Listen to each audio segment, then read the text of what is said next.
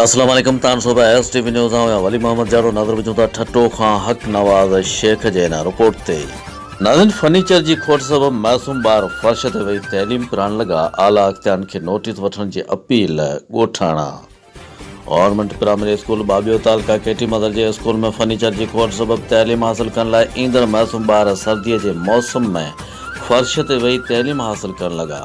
उन मौक़े ते ॻोठाणा सलेमान मेमन नूर अहमद मला मोहम्मद खान सोभाणी महबूब आलम ऐं ॿियनि साफ़ियुनि सां ॻाल्हाईंदे चयो त गवर्नमेंट प्राइमरी स्कूल ॿाॿेहो